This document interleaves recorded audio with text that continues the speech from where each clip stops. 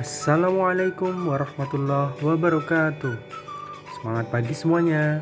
Bertemu lagi dalam pembelajaran IPA kelas 9 semester 1.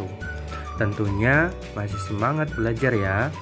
Melanjutkan materi yang kemarin, pada kesempatan kali ini kita belajar tentang sistem reproduksi manusia bagian yang kedua. Oke, kita lanjutkan ke materi dulu ya. Sebelum kita masuk ke materi, ada beberapa pertanyaan yang mungkin pernah terbesit di pikiran kalian, antara lain sebagai berikut. Bagaimana kamu bisa ada di dunia ini? Berapa lama sih kamu ada di dalam kandungan ibumu?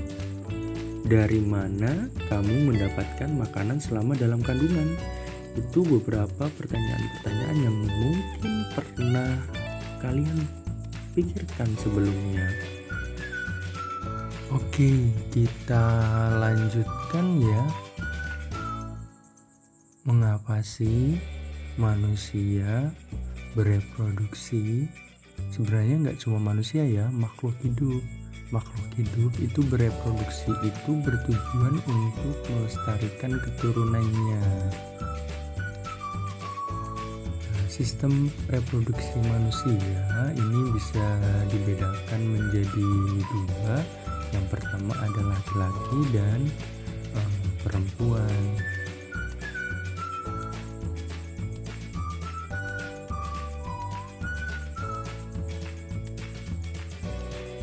Pada laki-laki ketika dewasa akan menghasilkan sel kelamin jantan atau sperma dan hormon testosteron.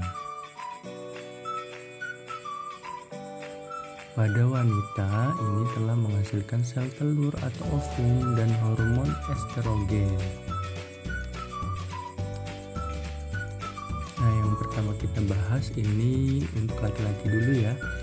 Ada beberapa bagian dari sistem reproduksi laki-laki. Yang pertama adalah vas deferens. Kemudian ada penis. Kemudian ada uretra. Ada testis, ada skrotum, ada epididymis.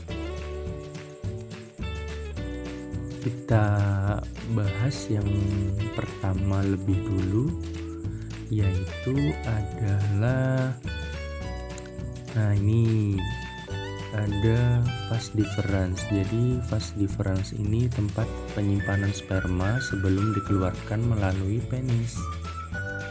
Selanjutnya adalah penis. Penis ini adalah saluran pengeluaran sperma dan urin. Kemudian ada yang namanya uretra. Uretra ini membawa sperma dan urin keluar tubuh. Kemudian ada testis. Testis ini menghasilkan sel kelamin jantan dan hormon testosteron. Ini jumlahnya sepasang ya, ada 2. Nah, selanjutnya itu ada skrotum. Skrotum itu adalah kantong yang melindungi testis dan menjaga suhu testis. Selanjutnya ada epididymis. Epididymis itu adalah tempat pematangan sperma. Oke, selanjutnya kita membahas sel sperma ya. Mungkin di antara kamu ada yang belum tahu bentuk sel sperma seperti apa. Jadi sel sperma itu terbagi menjadi 3 bagian. Ada kepala, ada badan, dan ada ekor. Sekarang kita bahas sistem reproduksi perempuan ya. Jadi bagian-bagian reproduksi perempuan itu yang pertama adalah oviduk atau tuba falopi. Kemudian ada ovarium, ada rahim, ada juga vagina. Nah, yang pertama akan kita bahas yaitu adalah tuba falopi ya. Jadi tempat terjadinya fertilisasi. Kemudian ada ovarium.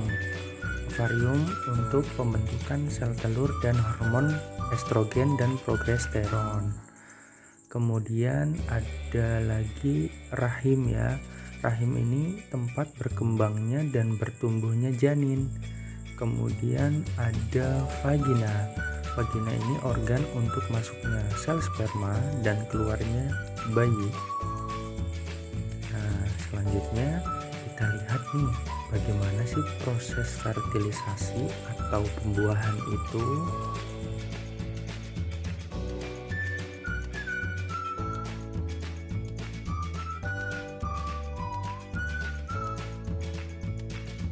Sel sperma yang keluar dari alat reproduksi laki-laki jumlahnya tidak sedikit ya.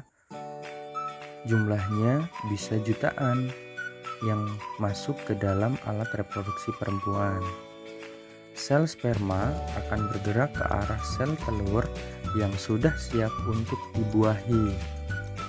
Dari jutaan sperma, hanya beberapa yang bisa bertahan hidup sampai sel telur. Dan hanya satu yang berhasil membuahi sel telur. Sel sperma kemudian memasuki sel dinding telur, kemudian mengkombinasikan materi genetik dengan sel telur dalam proses yang disebut pembuahan.